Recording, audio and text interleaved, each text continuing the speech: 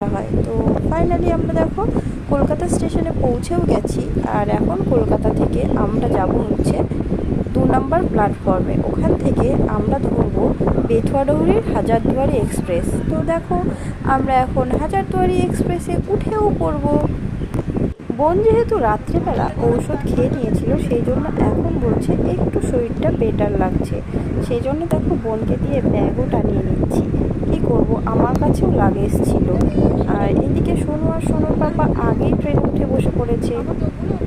ট্রেনটা ছাড়তে এখনও কিছুটা সময় লাগবে, তাই সোনুর পাপা বলছে খুব খিদে পেয়েছে, কিছু জল খাবার খেয়ে নিই। আমি বলছি চলো তাহলে খাওয়া দাওয়া করেই নিই। আর এখন তোমাদের দেখে কি মনে হচ্ছে যে আমাদের ট্রেনটা ছেড়ে দিয়েছে? কিন্তু না, আমাদের ট্রেনটা ছাড়েনি, ওটা পাশের একটা ট্রেন যাচ্ছে, কিন্তু মনে হচ্ছে যে আমাদের ট্রেনটাই ছেড়ে দিয়েছে।